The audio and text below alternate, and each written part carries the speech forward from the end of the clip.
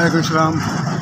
पंजे मुर्गी के पंजे पर बेचने गरीब बंदे हैं, मसा कोई शे लभदी है, कोई नहीं लभदी है, माड़े बंदे हैं।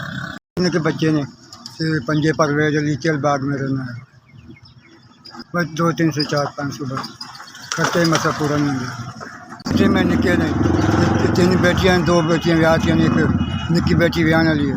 कोई मजदूरी करने थोड़ी बहुत खाने माड़े बंदे है। 90 साल 80 साल मेरी उम्र होगी, मेरे को बुढ़े बंदे कमाया नहीं जाता है, बस घर जा खर्चा मारा मोटा कड्डी का। बच्ची है जी छोटी ब्याहनी है, 2 बेटियां ब्याहतियाँ ने, माड़े बंदे हैं।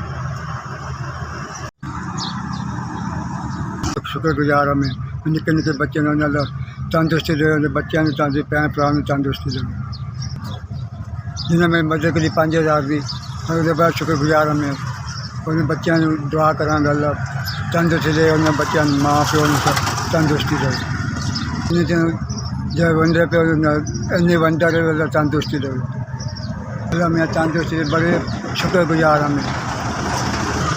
वैसे भी ऐसे मारे बंदे पे सबसे बड़ा शुक्रगुजार हमें।